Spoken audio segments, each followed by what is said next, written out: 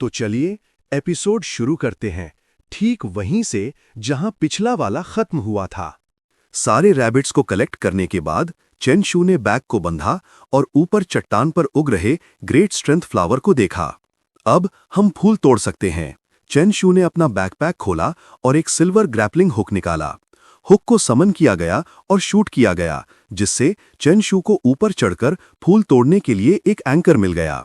ज़ो शिटुआन नीचे से देखते हुए चेनशू की प्रोफिशिएंसी की तारीफ किए बिना नहीं रह सका। बच्चे, तुमने अपने मटेरियल्स को अच्छी तरह से पढ़ा है। तुम्हें यह भी पता है कि ग्रेट स्ट्रेंथ फ्लावर्स तोड़ने के लिए सिल्वर का इस्तेमाल करते हैं। चेनशू का घमंड समझ में आता है। कल्चरल सब्जेक्ट्स में 396 का स्कोर समझ में आया। ज़ो शिटुआन को इस पर विश्वास नहीं हुआ। क्या तुम्हें सच में लगता है कि अंकल ज़ो कभी स्कूल नहीं गए? भले ही तुम पढ़ाई में अच्छे हो, लेकिन कुछ ही लोग इस स्कोर को पार कर सकते हैं। 390। चेनशू चट्टान से नीचे फिसला और ग्रेट स्ट्रेंथ फ्लावर्स को अपने बैकपैक में डाल लिया। उसने बहस नहीं की, बस मुस्कुराया और कहा, हाँ, शायद ऐसा ही है। आखिरकार वो उन कुछ लोगों में से एक था जिसका स्कोर 390 से ऊपर था। उसका शांत व्यवहार और सावधानी भरे मूवमेंट्स चेनशू जैसे किसी से इमेजिन करना मुश्किल था। चेनशू ने अपना बैकपैक पहना। मैं इन्हें अभी के लिए सेफ रखूंगा। ज़ो शिटुआन ने सर हिलाया और एक डिओड्रेंट स्प्रे निकाला, उस जगह पर स्प्रे करते हुए जहां वो खड़े थे। ये करने के बाद ग्रुप फिर से निकल पड़ा। इस बार ज़ो शिटुआन और लाओ डेंग दोनों ने अपने स्पिरिट बीस्ट्स को निगरानी के लिए बाहर रखा। अचानक ब्लैक वुल्फ रुक गया और गुर्राया, जैसे उसने मॉन्स्टर्स का पता लगा लिया हो। ज़ो शिटुआन को भी एहसास हुआ कि स्टील रैट्स का एक झुंड उनकी तरफ आ रहा है। उसने जल्दी से अपने दूसरे स्पिरिट बीस्ट ब्लैक हॉक को बुलाया, जो एक फ्लाइंग टाइप स्पिरिट बीस्ट भी था। ब्लैक हॉक प्रकट हुआ और ब्लैक वुल्फ को वापस बुला लिया गया। ब्लैक हॉक नीचे उतरा और ज़ो शिटुआन और लाओ डेंग जल्दी से उसकी पीठ पर चढ़ गए। उड़ने से पहले उन्होंने क्सू श्याऊ को याद दिलाया कि वो अपनी फ्लेम बर्ड को जितना हो सके उतना ऊंचा उड़ाए। ब्लैक हॉक ने अपने पंख फैलाए और आसमान में उड़ गया। ज़ो शिटुआन उसकी पीठ पर बैठा उसे अपनी सबसे तेज स्पीड से उड़ने का निर्देश दिया। उनके पीछे चूहे नजदीक आते जा रहे थे और शोर बढ़ता जा रहा था। चेनशू ने नीचे देखा, उसकी आंखें लगभग बाहर निकलने वाली थीं। ये नॉर्मल चूहे नहीं हैं, ये मॉन्स्ट्रस हैं, और ये इतने सारे हैं, इतने खतरनाक। कोई आश्चर्य नहीं कि अंकल ज़ो ने हमें भागने को कहा। चूहे झुंड में थे, लेकिन ज़ो शिटुआन के ग्रुप का पीछा नहीं कर रहे थे। वो उन बीस्ट टेमर्स के ग्रुप का पीछा कर रहे थे जो पहले आए थे। ये चूहे उनके द्वारा यहां लाए गए थे। हालांकि दोनों ग्रुप्स के बीच की दूरी कम हो रही थी। लोग बस पकड़े जाने वाले थे और उनके टुकड़े टुकड़े होने वाले थे। ज़ो शिटुआन का ग्रुप अपने उड़ने वाले स्पिरिट बीस्ट पर सवार ऊपर से देख रहा था। नीचे के लोगों ने उन्हें देखा और मदद के लिए चिल्लाए। सीन बेहद दुखद था। सू शावू उनकी गुहार से पिघल गई, लेकिन उसने बिना इजाजत के नीचे उतरने की हिम्मत नहीं की। उसने ज़ो शिटुआन की तरफ मुड़कर पूछा, अंकल, क्या हम उनकी मदद कर सकते हैं? ज़ो शिटुआन ने दुख से अपना सर हिलाया। नीचे जो लोग भाग नहीं सके, उन्हें चूहे अपने पंजों से नोच रहे थे और काट रहे थे। कुछ लोग पेड़ों पर चढ़ गए थे, ये सोचकर कि वो बच गए हैं, लेकिन चूहों ने पेड़ों को कुतरना शुरू कर दिया। एक आदमी का चेहरा पीला पड़ता जा रहा था। मैं आज पक्का मर जाऊंगा। ज़ो शिटुआन ने जल्दी से सू श्यावू को आदेश दिया, हमें यहां से निकालो जल्दी, क्योंकि जैसे ही वो पेड़ गिरेगा हम चूहों के अगले शिकार होंगे। सू श्यावू ने बिल्कुल भी देर नहीं की, जल्दी से फ्लेम बर्ड को दूर ले गई।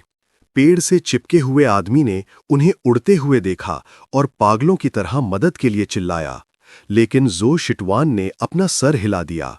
उस आदमी का चेहरा काला पड़ गया। एक कठोर दृढ़ निश्चय उसके चेहरे पर आ गया। अगर ऐसी ही बात है तो मैं तुम्हें भी अपने साथ नीचे ले जाऊंगा, भले ही ये मेरी आखिरी चीज हो। उसने पेड़ को छोड़ दिया और अपने स्पिरिट बीस्ट को बुलाया। एक बड़ा सांप ज़ो शिटुआन की तरफ झपटा, उन्हें अपने साथ मौत के मुंह में खींचने के इरादे से। लेकिन इससे पहले कि सांप कुछ और कर पाता, वो गायब हो गया। चूहों ने अभूतपूर्व गति से पलक झपटते ही उस आदमी के चिथड़े उड़ा दिए। जमीन पर सिर्फ खून का एक तालाब बचा था। ज़ो शिटुआन ने चुपचाप अपनी आंखें बंद कर ली, लेकिन वो जल्द ही संभल गया। ये चूहे सिर्फ डरावने नहीं थे, उनके पास एक स्टील टूथ रैट लॉर्ड भी था। सबको कस के पकड़ना था और गिरना नहीं था। गिरने का मतलब था मौत। स्टील टूथ रैट लॉर्ड ने आसमान की तरफ देखा, जैसे उनके फिसलने का इंतजार कर रहा हो। एक गलत कदम और वो सब खत्म हो जाते। चारों बहुत डरे हुए थे, स्टील टूथ रैट लॉर्ड की हर हरकत को देख रहे थे। वो चूहा खून के बीच खड़ा था, एक दिशा में देख रहा था। उसका चेहरा गंभीर था, जैसे कुछ सोच रहा हो। ऐसा लग रहा था कि वो फैसला कर रहा है कि रुककर उन्हें खत्म करे या नहीं। आखिर में उसने जल्दी से चूहों को वहां से दूर ले गया। चेंशू ने राहत की सांस ली। आखिरकार वो चले गए। जब चूहे चले गए तो जू श्यावू ने आखिरकार वो सवाल पूछा जो उसे परेशान कर रहा था। अंकल, हमने उन्हें क्यों नहीं बचाया? जो शिटवान ने जवाब दिया, तुमने भी देखा, वो आदमी हमें अपने साथ नीचे खींचना चाहता था। लमतिन और दूसरे डायमेंशंस अलग हैं। वहां कानून और मजबूत इन्फोर्समेंट एजेंसीज हैं, लेकिन यहां कोई कानून नहीं है। अगर तुम्हें मार भी दिया जाए तो किसी को पता नहीं चलेगा। मैं उम्मीद करता हूं कि तुम एक बुरा इंसान नहीं बनोगी, लेकिन मैं ये भी नहीं चाहता कि तुम गलत जगह और गलत समय पर एक अच्छा इंसान बनो। जूक श्यावू ने सर हिलाया। मैं समझ गई। चेंशू ने जो शिटवान को देखा, मन ही मन सोचते हुए, मैंने कभी नहीं सोचा था कि अंकल जो ऐसी बातें कहेंगे। जू शिटवान ने कहा, ठीक है, हमें चलना चाहिए। अगर वो वापस आ गए तो अच्छा नहीं होगा। वो कई घंटों तक उड़ते रहे, जब तक शाम नहीं हो गई। ग्रुप ने जल्दी से रात होने से पहले आराम करने के लिए एक साफ जगह ढूंढ ली। जो शिटुवान और लाओ डेंग एक तरफ कुछ डिस्कस कर रहे थे, जबकि खुशयावू चेंशू को मीट रोस्ट करते हुए देख रही थी। जो शिटुवान ने चेंशू को देखा और कहा, मैं सोच रहा था कि तुम वो रैबिट क्यों लाना चाहते थे, तो तुम मसाले लाए हो। इसकी खुशबू बहुत अच्छी है। चेंशू हंसा। मैंने इन्हें खास तौर पर इसलिए लाया था क्योंकि मुझे भूखा रहने से डर लग रहा था। रैबिट रोस्ट हो गया और चेंशू ने उस पर मसाले छिड़के। खुशबू और सुनहरे भूरे रंग का कॉम्बिनेशन बेहद आकर्षक था। जो शिटुआन ने एक बाइट ली। स्वाद अच्छा है। ठीक है, आज रात हमें बारी बारी से पहरा देना होगा। श्याओ चेन और लाओ डेंग पहली शिफ्ट लेंगे, श्यावू और मैं दूसरी। चेंशू और खुशयावू को इस अरेंजमेंट से कोई आपत्ति नहीं थी। ये बहुत सेफ था। आधी रात, इस समय चेंशू और लाओ डेंग की पहरेदारी थी। दोनों टेंट के बाहर ऊँघ रहे थे। उनके अनजाने में अंधेरे में चमकती हुई लाल आंखें दिखाई दीं। अगली सुबह सभी हैरान थे कि वो सुरक्षित और सलामत थे। लाओ डेंग ने चेंशू को सामान पैक करते हुए देखा, फिर सावधानी से आसपास देखा। उसे ये एहसास हो रहा था कि कल रात उन पर कोई नजर रख रहा था। वो जो शितवान से पूछने गया, कैप्टन, तुम्हारी ड्यूटी के टाइम कुछ हुआ तो नहीं ना? जो शितवान ने सर हिलाया, बिल्कुल कुछ नहीं। लाओ डेंग ने चुपचाप अपना सर खुजाया, याद करने की कोशिश करते हुए, लेकिन उसे कुछ याद नहीं आया। उसने मान लिया कि यह सिर्फ उसकी कल्पना थी। जो शितवान ने अपनी ठुड्डी को सोचते हुए सहलाया, कल्पना हाँ, लेकिन इस तरह के जंगल में ऐसा एहसास होना गौर करने लायक है। जब दोनों अभी भी इस सिचुएशन के बारे में सोच रहे थे, सुक्श्यावू और चेंशू पहले ही ब्लेजिंग फ्लेम बर्ड की पीठ पर चढ़ चुके थे और चिल्लाए, अंकल जो, लाओ डेंग, हमें चलना चाहिए। जो शितवान और लाओ डेंग ने इस चिंता को एक तरफ रखा और ब्लैक स्केल्ड ईगल की पीठ पर चढ़ गए। दोनों कॉन्ट्रैक्टेड स्पिरिट्स आसमान में उड़ गए। चेंशू का ग्रुप जितना गहरा चिंग युवान फॉरेस्ट में गया, उतने ही खतरनाक जानवरों का उन्होंने सामना किया। है लैंग के उनके साथ होने से उन्होंने बिना किसी घटना के 7 दिन सुरक्षित रूप से पार कर लिए थे। इन 7 दिनों के दौरान उन्होंने 3 ग्रीन आइट स्नेक्स पकड़े और कई दुर्लभ औषधियां, जड़ी बूटियां इकट्ठा की। 7 दिनों के बाद जो शीटवान ने सबके साथ सिचुएशन का सारांश निकाला। आज किंग युआन फॉरेस्ट में हमारा आखिरी दिन है। सब लोग हिम्मत जुटाओ। आखिरी दिन पर असफलता नहीं होनी चाहिए। सबने समझदारी से सर हिलाया। जो शीटवान ने और कुछ नहीं कहा, सीधे सबको आगे बढ़ने का इशारा किया। आज उन्होंने अस्थायी रूप से अपने कॉन्ट्रैक्टिव फ्लाइंग स्पिरिट्स का इस्तेमाल नहीं किया, बल्कि जंगल में पैदल चलने का विकल्प चुना। ये सोचते हुए कि सब कुछ शांतिपूर्ण होगा, अचानक एक मिशन ट्रिगर हो गया, जिससे जो शीटवान को वो चॉइसेस और रिवॉर्ड्स दिखे जो उसे अभी मिले थे। वो सिस्टम की इस सावधानी की तारीफ किए बिना नहीं रह सका कि उसने उसे चॉइसेस दिए और ये भी बताया कि आगे क्या है। चन शू ने जो शीटवान को देखा, मन ही मन सोचते हुए, चलो जुआ खेलते हैं। जैसे ही लाओ डेंग ने जो शीटवान से पूछा कि वो किस दिशा में जा रहे हैं, चन शू ने मौके का फायदा उठाया और जल्दी से कहा, अंकल जो, 1 मिनट रुकिए, फैसला करने से पहले मुझे एक हेक्साग्राम डिवाइन करने दीजिए। जो शीटवान ने चन शू को संदेह भरी नजर से देखा। तुम डिविनेशन जानते हो? चन शू ने अपना सर खुजाया और 3 सिंबॉलिक कार्ड्स निकाले। थोड़ा बहुत जानता हूं, थोड़ा बहुत। फिर उसने तीनों कार्ड्स को जमीन पर फेंक दिया, अपने पीछे ग्रुप के अविश्वसनीय लुक्स को नजरअंदाज करते हुए। चन शू ने खुशी से उस रास्ते की तरफ इशारा किया जो सिस्टम ने बताया था, उत्साह से कहते हुए, डिविनेशन का नतीजा बताता है कि हमें राइट जाना चाहिए। जो शीतवान ने जमीन पर पड़े 3 कार्ड्स को देखा। वो उन्हें कितना भी देखे समझ नहीं पा रहा था, लेकिन उसने फिर भी चन शू के सुझाव के अनुसार राइट जाना चुना। आखिरकार उन्हें नहीं पता था कि किस तरह जाना है। तीनों जंगल में घुस गए। थोड़ी देर चलने के बाद लाओ डेंग सावधानी से पीछे देखता रहा। उसे समझ नहीं आ रहा था कि उसे बेचैनी क्यों महसूस हो रही है। थोड़ा और आगे चलने के बाद लाओ डेंग आखिरकार अपने दिल की बेचैनी को बर्दाश्त नहीं कर पाया और जल्दी से जो शीतवान से कहा, कैप्टन, हमें रास्ते में एक भी खतरनाक जानवर नहीं दिखा। मुझे ऐसा क्यों लग रहा है कि कुछ गड़बड़ है। जैसे ही उसने बोलना खत्म किया, एक खतरनाक जंगली सूअर उनकी तरफ दौड़ा। उसका निशाना नीचे लाओ डेंग पर था। दूरी और स्पीड को देखते हुए लाओ डेंग को डर था कि वो समय पर रिएक्ट नहीं कर पाएगा। चन शू चिल्लाया, लाओ डेंग की तरफ हाथ बढ़ाते हुए, लाओ डेंग सावधान। स्लाइम प्रकट हुआ, एक झटके में अपने गिगांटिफिकेशन स्किल का इस्तेमाल करते हुए उस खतरनाक जंगली सूअर को कुचल दिया। लाओ डेंग ने राहत की सांस ली, बाल बाल बचे। चेन शू ने घमंड से अपनी ठुड्डी उठाई, मुझ पर एम्बुश करने की कोशिश, तुम क्वालिफाइड नहीं हो। दू ली ने फिर और प्रेशर डाला। जंगली सूअर चीखा, उसका चेहरा बिगड़ गया। वो अचानक खड़ा हो गया, स्लाइम को अपने शरीर से झटक दिया। स्लाइम हवा में तैरने लगा, घबराहट में अपने हाथ हिलाते हुए। जंगली सूअर ने अपना शरीर झुकाया, उसके सींग और लंबे दांत लाल हो गए। उसके शरीर से लाल इलेक्ट्रिक करंट्स निकल रहे थे जो बेहद खतरनाक और भयंकर लग रहा था। स्लाइम ने लापरवाही से आगे बढ़कर जंगली सूअर पर हमला करना चाहा, लेकिन वो सूअर के लाल सींग से छिद गया। चेन शू ने तेवर चढ़ाए और अपने स्लाइम को वापस ले लिया। इससे लड़ नहीं सकते। स्लाइम धीरे धीरे गायब हो गया, जंगली सूअर के हमले से बच निकला।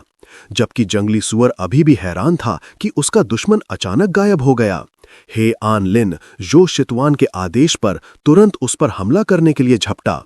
एक खून का प्यासा वेरिएंट जंगली सूअर, लगता है इस बार हम मुसीबत में हैं। जो शीतवान ने अपने दांत पीसे और अपने हे लैंग को बुलाया। इस बार दोनों कॉन्ट्रैक्टेड स्पिरिट्स को एक साथ लड़ना होगा। हे लैंग प्रकट हुआ, जंगली सूअर की तरफ देखा और गुर्राया। हे लिन यिंग दूसरी तरफ अभी अभी जंगली सूअर से टकराया था। हवा में पंख बिखरे हुए थे। जंगली सूअर ने अपने लाल दांत हे लिन यिंग में बुरी तरह से घुसा दिए। ताजा खून जमीन पर टपक रहा था। इसी पल हे लैंग भी लड़ाई में शामिल होने के लिए दौड़ा। वो दहाड़ा, अपने अगले पंजे उठाए। तेज पंजों में ठंडी हवा जम गई। एक चौंकाने वाली चीख के साथ जंगली सूअर ने हे लैंग का एक वार झेला। उसका बड़ा मोटा शरीर पीछे की तरफ उड़ गया। हालांकि सूअर की मोटी खाल और चर्बी ने उसे बचा लिया। वो सिर्फ पीछे धकेला गया था, पूरी तरह से हरा नहीं था। जमीन पर एक लंबा खरोच का निशान बन गया जहां सूअर फिसला था। जंगली सूअर ने उठने के लिए संघर्ष किया, हे लैंग और हे लिन यिंग की तरफ चार्ज करने का इरादा रखते हुए। लेकिन जो शीतुआन के 2 कंट्रैक्टेड स्पिरिट्स भी कम नहीं थे। वो पहले जंगली सूअर पर हमला करने के लिए दौड़े। चोंच मारना, काटना काटना। 2 हाई लेवल कंट्रैक्टेड स्पिरिट्स के एक साथ हमले के नीचे जंगली सूअर और भी ज्यादा परेशान हो गया। उसके मुंह पर लगे 2 लंबे लाल दांत अचानक एक चौंधिया देने वाली रोशनी से चमकने लगे, जैसे किसी एनर्जी बीम से घिरे हों। जो शीतवान ने चिंता से कहा, अच्छा नहीं है, ये अपनी स्किल इस्तेमाल करने वाला है। शाओ यिंग, अपना सोल अटैक इस्तेमाल करो। हे लिन यिंग तुरंत आसमान में उड़ गया उसका काला शरीर हल्की सुनहरी रोशनी से चमक रहा था, सूरज की तरह शानदार। जंगली सुअर उसे देखते हुए अचानक जम गया। उसकी आंखें शून्य हो गईं, जैसे उसकी आत्मा खींच ली गई हो। हे लैंग ने मौका नहीं गंवाया, सुअर पर लगातार अपने सबसे मजबूत वारों से हमला किया। इस बार जंगली सुअर पूरी तरह से ढेर हो गया और मर गया, इससे पहले कि वो रिएक्ट कर पाता। जो शितवान पास गया और हे लांग को किसी तरह की गोली फेंकी, फिर राहत की सांस ली। शुक्र है हमने समय पर काम किया। सुअर को अपनी पैसिव स्किल एक्टिवेट करने का मौका नहीं मिला, वरना कुछ बुरा हो जाता। लेकिन यहां बिना किसी वजह के एक म्यूटेटेड जानवर अचानक क्यों प्रकट होगा? अनुभव के आधार पर यहां जरूर जड़ी बूटियां या मिनरल्स होने चाहिए। हे लिन यिंग आसमान में चक्कर लगाता रहा, खोजता रहा। थोड़ी देर बाद उसने पास में बड़ी संख्या में लेवल 2 आयन कोर फ्रूट्स पाए, एक दुर्लभ औषधियां जड़ी बूटी। जो शिक्रॉन का ग्रुप जल्दी से फैल गया, कुछ सुअर को काट रहे थे, कुछ आयन कोर फ्रूट्स को इकट्ठा कर रहे थे। इस बार हमें सच में जैकपॉट मिल गया है। जो शितवान खुशी से चेन शू के पास गया और उसके कंधे पर थपथपाया। तुम सच में टीम के लकी स्टार हो, लेवल 2 आयन कोर फ्रूट्स भी ढूंढ लिए। इस बार हम सच में भारी जेबों के साथ वापस जा रहे हैं। चेन शू ने खुद की तरफ इशारा किया, उसके मुंह का कोना घमंड से मुड़ गया। मैंने तुमसे कहा था ना, मैं डिविनेशन जानता हूं। एक पल बाद लाओ डेंग एक बड़ा बैग उठाए हुए आया। कैप्टन, मैंने सुअर का काम कर दिया है, हम अपने रास्ते पर आगे बढ़ सकते हैं। जो शितवान ने सर हिलाया और ग्रुप फिर से निकल पड़ा। लाओ डेंग पीछे चल रहा था, सुअर की लाश को ले जा रही एक गाड़ी खींच रहा था। थोड़ी देर चलने के बाद लाओ डेंग को कुछ याद आया और उसने अपने पास चल रहे चेन शू से धीरे से कहा, लिटिल चेन, मैं तुम्हारा एहसानमंद हूं। चिंता मत करो, मैं एक एहसान मानने वाला इंसान हूं। मैं तुम्हें जरूर चुकाऊंगा, मैं तुम्हें जरूर चुकाऊंगा। चेन शू इस शुक्रिया से शर्मिंदा होकर अपना हाथ हिलाया। कोई जरूरत नहीं, कोई जरूरत नहीं, ये कुछ नहीं था। अचानक एक 6 फुट का सांप उनके पीछे से कहीं से प्रकट हुआ। उन पर एम्बुश होने ही वाला था, लेकिन हे लांग ने फुर्ती से पीछे छलांग लगाई और खुद को एक काफी स्वादिष्ट भोजन दिया। जो शिटवान ने ग्रुप को एक याद दिलाने के लिए वापस पुकारा, सबको अपने आसपास ध्यान देना होगा और बिल्कुल भी ध्यान नहीं भटकाना है।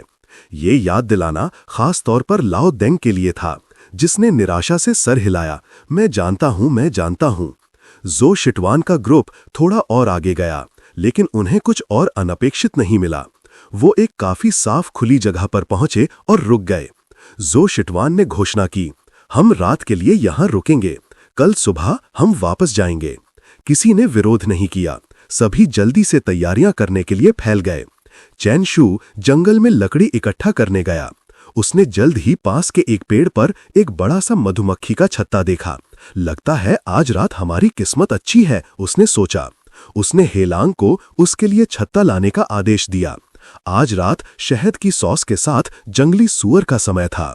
चेन शू ने जंगली सुअर को काटा और उसे आग पर भुनने से पहले सावधानी से मैरिनेट किया। क्योंकि वो लंबा समय से जंगल में सफर कर रहे थे और बाहर की तरह आजादी से नहीं खा पा रहे थे, चारों ने पूरा सुअर प्रभावशाली गति से चट कर दिया। पकने के थोड़ी देर बाद ही आग के पास सिर्फ सफेद हड्डियों का ढेर बचा था। लाओ गेंग चेन शू के पास बैठा और आहें भरी। सुनो लिटिल चेन, क्या तुमने कभी यूनिवर्सिटी जाकर बीस्ट मास्टर इंस्ट्रक्टर बनने के बारे में सोचा है? तुम शायद उस काम में बीस्ट मास्टर होने से भी बेहतर हो। चेन शू घास पर पीठ टिकाकर बैठा और हंसा। यहां से निकलो, तुम एक भविष्य के लेजेंडरी बीस्ट मास्टर को दफना रहे हो। इसके अलावा जांग दादाओं की कुकिंग स्किल्स मुझसे कहीं बेहतर हैं। लाओ डेंग ने सहमति में सर हिलाया। सही है, तुम बीस्ट मास्टर के रूप में भी बुरे नहीं हो। तुम इस साल 17 के हो, है ना? चेन शू ने सर हिलाया। हाँ, तो क्या हुआ? लाओ डेंग ने कहा, लगभग मेरी बेटी की उम्र के। चेन शू का चेहरा शर्म से लाल हो गया। वो जल्दी से उठकर बैठा और चिल्लाया, ये मत कहना कि तुम मेरी सेटिंग अपनी बेटी से करवाने की कोशिश कर रहे हो। कोई जरूरत नहीं, मुझे इसकी जरूरत नहीं है। लाओ डेंग ने अपना फोन निकाला और अपनी बेटी की एक तस्वीर खोली। तुम ऐसा क्यों बिहेव कर रहे हो जैसे तुम्हें नुकसान हो रहा है? मैंने कुछ नहीं कहा, मैं बस चाहता था कि तुम दोनों दोस्त बन जाओ। तुम जानते हो, बस एक साधारण एक्सचेंज। चेन शू ने फोन लिया और जैसे ही उसने लाओ डेंग की बेटी की तस्वीर देखी, उसका हाथ गुस्से से कांप गया। लाओ डेंग, तुम्हें इंसानियत रखनी चाहिए। क्या तुम मुझे जेल भेजने की कोशिश कर रहे हो या कुछ और? और तुम कहते हो कि वो मेरी उम्र की है? चेन शू ने फोन लाओ डेंग के चेहरे के सामने रखा। ये एक छोटी बच्ची थी, खास तौर पर एक छोटी बच्ची जो अभी भी एलिमेंट्री स्कूल में थी। लाओ दिंग ने एक शर्मीली, मजबूर हंसी हंसी। खैर, सिर्फ 10 साल का फर्क है। चेन शू ने उसे सख्ती से डांटा। ये 10 साल के फर्क का मामला नहीं है, ये एक जुर्म है। हर किसी की जिम्मेदारी है बच्चों की रक्षा करना। बस इसे छोड़ दो, इसका जिक्र फिर कभी मत करना, वरना मुझे सच में गुस्सा आ जाएगा। ठीक उसी समय अचानक एक मिशन प्रकट हुआ। चेन शू चौंक गया जब उसने जल्दी से सिस्टम प्रॉम्प्ट को देखा। खतरा उनकी तरफ आ रहा था। बिना सोचे समझे उसने अपने पास बैठे लाओदिंग को लात मारकर हटा दिया। इससे पहले कि लाओदिंग समझ पाता कि अभी क्या हुआ, एक बड़ा काला भालू का पंजा ठीक उसी जगह पर पड़ा जहां वो एक पल पहले खड़ा था। 1 सेकंड की देरी और वो एक कचूमर बन गया होता। विशाल काला भालू उनके सामने खड़ा था, खतरनाक रूप से दहाड़ रहा था, सबकी सुरक्षा को खतरे में डाल रहा था। चेन शू इतना डर गया था कि उसके आंसू बह निकले। वो टेंट की तरफ भागा, मदद के लिए चिल्लाते हुए, मेरी मदद करो, एक काला भालू हमला कर रहा है। उसे नहीं पता था कि टेंट के अंदर एक्सप्लोरेशन टीम ने बाहर की हलचल सुन ली थी या नहीं, लेकिन जैसे ही वो चिल्लाया, है यिंगलिन अंदर से बाहर निकला।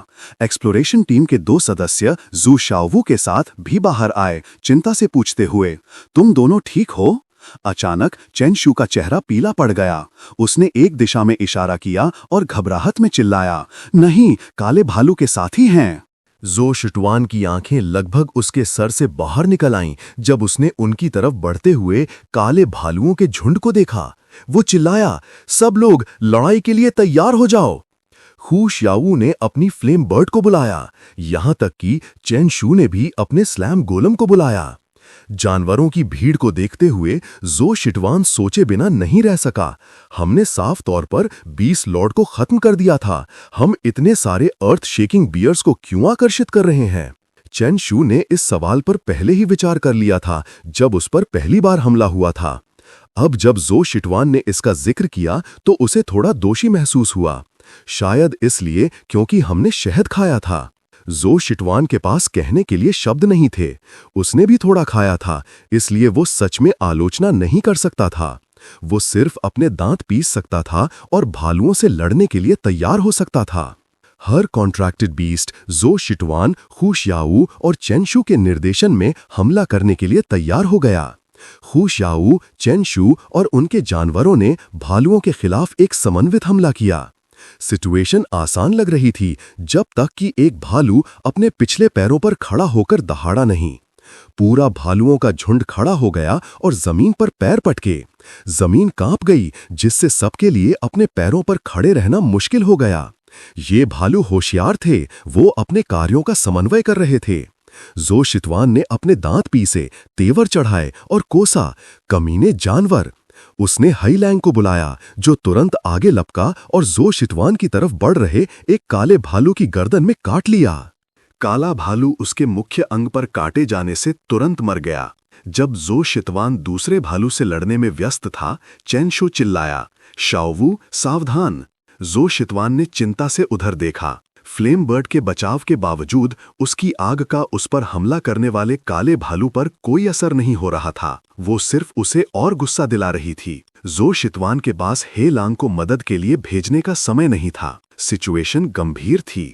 अचानक एक गोल सुनहरा साया आगे बढ़ा। स्लैम गोलम ने खुद को बड़ा किया, भालू को अपने शरीर के नीचे दबा लिया। चेन शू ने जोर से आदेश दिया, उस जानवर को कुचल दो। कॉफिन जैसा गोलम संघर्ष कर रहा था, काले भालू को पूरी तरह से कुचलने में असमर्थ था। चेन शू चिंता से देख रहा था, स्लैम की आंखों में तनाव देखकर। ऐसा लग रहा था कि वो अभी भी बहुत कमजोर था। जैसे ही भालू आजाद होने वाला था, ज़ो शिटवान संभलने के बाद जल्दी से हे लांग को बचाव के लिए भेजा। एक ही हमले में हे लांग ने काले भालू को मार डाला। चेन शू हैरानी से देखता रहा, उसकी प्रशंसा बढ़ती जा रही थी। एक black ion rank contracted beast की शक्ति घायल होने पर भी सचमुच जबरदस्त थी। एक भयानक लड़ाई के बाद जमीन काले भालुओं की लाशों से भरी हुई थी। आखिरकार ये खत्म हो गया। चेन शू ने राहत की सांस ली, मन ही मन सोचते हुए, ये अच्छी बात है कि मैंने फ्रॉस्ट हाउलर रैबिट लॉर्ड को मारने का मिशन पूरा करने का फैसला नहीं किया। अगर मैंने किया होता तो लड़ाई और भी ज्यादा विनाशकारी होती। अभी कुछ हुआ, मेरी पैंट गीली होने वाली थी। मुझे पहले इसका ध्यान रखना होगा, वरना अगर बाद में कुछ अनपेक्षित हो गया तो मुझे नहीं लगता कि मैं इसे रोक पाऊंगा। क्या पैंट में पेशाब करना बहुत शर्मिंदगी की बात नहीं होगी? लेकिन मैं बस पेशाब करना चाहता था और सिस्टम ने एक मिशन पॉपअप कर दिया। मैं स्पीचलेस हूँ। ये सिस्टम क्या चाहता है? मैं बस बाथरूम जा रहा हूँ, ऐसा नहीं है कि मैं फूल तोड़ने जा रहा हूँ या कुछ और। चेन शू ने इसके बारे में ज्यादा नहीं सोचा। उसने आहें भरी और अपने पास के पेड़ को देखा। ठीक है, मैं बस सिस्टम के साथ चलता हूँ। वो पेड़ पर कूद गया, फुर्ती से एक मजबूत डाली पर चढ़ गया। एक हाथ से पेड़ का तना पकड़कर उसने दूसरे हाथ से खुद को हल्का किया। आह, ये हुई ना बात। चेन शू संतुष्टि से मुस्कुराया। इनाम भी आ गया। लेकिन जिस पल उसने अपनी आंखें खोलीं और नीचे देखा, चेन शू की सांस लगभग रुक गई। कमीने, सिस्टम ने उसके साथ खेल किया। नीचे वाली चीज जहां उसने अभी पेशाब किया था, फ्रॉस्ट हाउलर रैबिट लॉर्ड था। उसके बाल भाप छोड़ रहे थे, उसके पेशाब से भीगे हुए थे। स्वाभाविक रूप से जंगली Frost howler rabbit Lord use छोड़ने वाला नहीं था। चेन शू पेड़ से नीचे उतरा, दौड़ते हुए और रोते हुए। ओ मेरे भगवान, मदद करो, फ्रॉस्ट हाउलर रैबिट लॉर्ड आ रहा है। यो शितुआन और शू शियावू ने चेन शू को घबराहट में अपनी तरफ दौड़ते हुए देखा। उनके सीने में एक बुरा एहसास उठने लगा। दोनों ने बिना कुछ कहे सोचा कि उस बच्चे ने अपने आप को किस झंझट में डाल लिया है। फ्रॉस्ट हाउलर रैबिट ने हमला किया। उसके पंजे एक पेड़ के तने पर लगे, जिससे वो नीचे गिर गया। वो गुस्से में था, उसकी आंखें चमक रही थीं। उसके नरम रैबिट के बाल चेन शू के ताजा निकाले हुए कचरे से ढके हुए थे। चेन शू डर के मारे दौड़ा, अपनी कुत्ते जैसी जिंदगी को कोसते हुए। कमीने, इस बार मैं सच में फंस गया। मैं 2 बार लॉर्ड लेवल के जीव से टकरा चुका हूं। जो शिटुआन ने कहा, ये फ्रॉस्ट हाउलर रैबिट कम से कम एक ब्लैक रैंक कंट्रैक्टेड बीस्ट है। हमारा सबसे मजबूत हे लांग सिर्फ सी रैंक का है। लगता है इस बार हम खतरे में हैं। फ्रॉस्ट हाउलर रैबिट ने जोर से दहाड़ा। उसकी दहाड़ सिर्फ डराने के लिए नहीं थी, वो अपने साथियों को बुला रहा था। उसके पीछे और फ्रॉस्ट हाउलर रैबिट्स प्रकट हुए। एक से निपटना पहले ही मुश्किल था और अब बहुत सारे थे। बिना सोचे समझे जो शुटवान ने भागने का फैसला किया। हे लांग की पीठ पर बैठकर उसने जू शाबू को पुकार कर कहा, कुछ भी हो जाए आइस बॉल से मत टकराना, तुम पक्का मर जाओगी। सू शावू ने घबराहट में सर हिलाया। चैन शू ने नीचे देखा। हर तरफ से रैबिट्स निकल रहे थे। उनकी संख्या अब बहुत ज्यादा हो गई थी। उन्होंने एक साथ अपने मुंह खोले, रोशनी की किरणें इकट्ठा करते हुए। नीले रंग की रोशनी की किरणें बारिश की तरह आसमान में चलीं, गिनने के लिए बहुत ज्यादा। एक चूक और वो टकरा जाते। चैन शू चिल्लाया, शावू और ऊंचा उड़ो। सू शावू ने अपने होंठ भींचे और लाई यान बर्ड को और ऊंचा उड़ने के लिए प्रेरित किया। पंख बिखरे जब नीली किरणें उन्हें छूकर गुजर गईं। जमीन पर Frost howler rabbit Lord rabbit भाषा में बड़बड़ा रहा था, साफ तौर पर गुस्से में। चेन शू और बाकी सबको ऊंचा उड़ते देखकर उसने दूसरे रैबिट्स को पीछा करने का आदेश दिया। चेन शू ने नीचे देखा। रैबिट्स अब ठंडी हवा में लिपट गए थे, बेहद खतरनाक लग रहे थे।